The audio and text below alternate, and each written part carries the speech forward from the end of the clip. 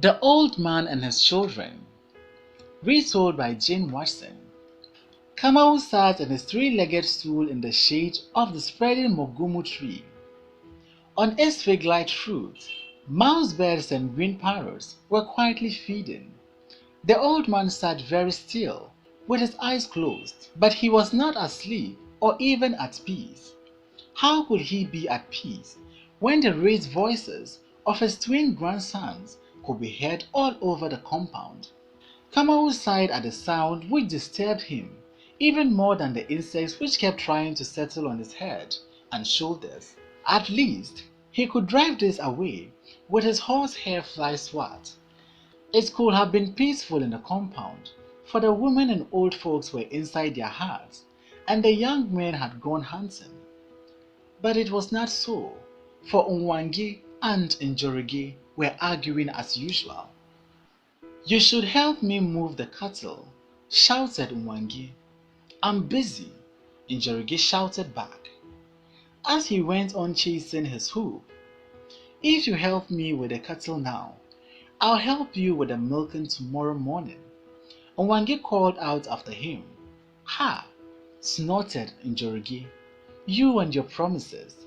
Even if I help you with the cattle, you'll find a way of getting out of helping me with the milking."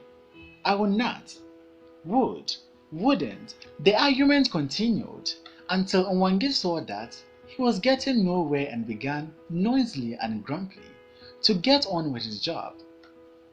With a great deal of shouting and whistling, he drove the cattle into their new enclosure. Then he returned to the compound, feeling very hot and tired. The sight of Njoroge coolly continuing with his game of hoopsticks was the last straw. Unwangi rushed over to him and kicked the hoop with all his might. It went spinning madly away, and Njoroge shouted and lashed out angrily at his brother. Soon, blows and insults were flying to and fro between the two boys. At this, the twins' mother rushed out of her hut to pull the boys apart, box their ears, and give them a good scolding. As she stalked back to her hut, she called out to them, "One more quarrel from you, and your father will hear about it." Silenced at last, the boys stood and glared furiously at each other. Having heard and seen everything, Kamau called out, "Come, Njoroge, come, Unwangi, I have a story for you." The boys turned and walked slowly across the tree, their faces still angry and sullen.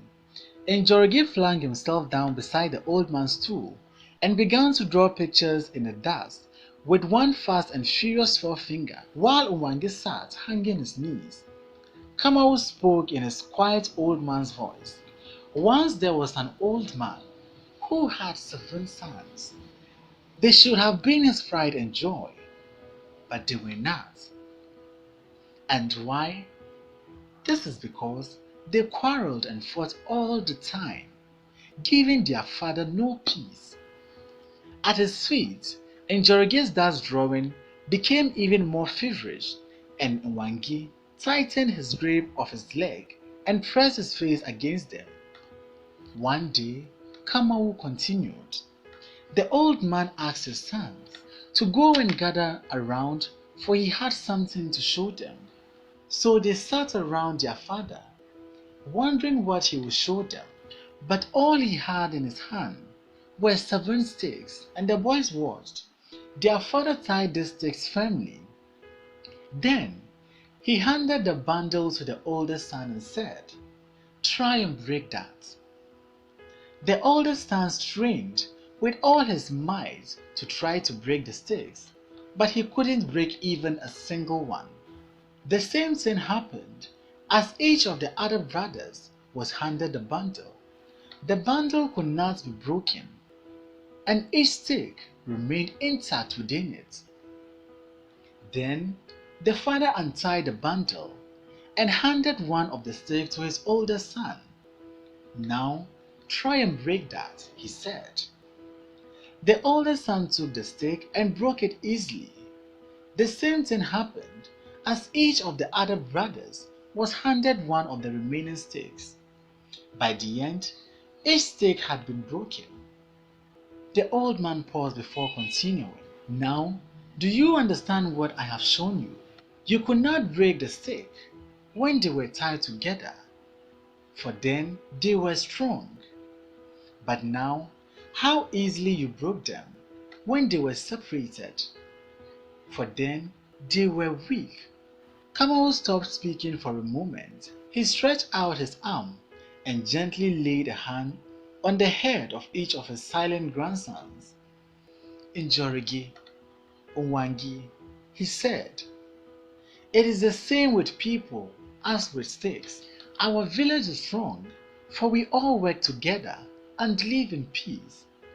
If we were to fight and quarrel among ourselves, how easily will our enemies defeat us? Kamau put his hands back on his lap and closed his eyes. When he spoke again, his voice was almost a whisper. This old man has told you the tale from another old man. You may find wisdom in it if you wish. Now go, sons of my son, for I am very tired. The boys stood up, their faces no longer angry and silent, but ashamed and thoughtful. Then they walked quietly away, leaving their wise old grandfather to fall peacefully asleep on his three-legged stool in the shade of the spreading Mogumu tree.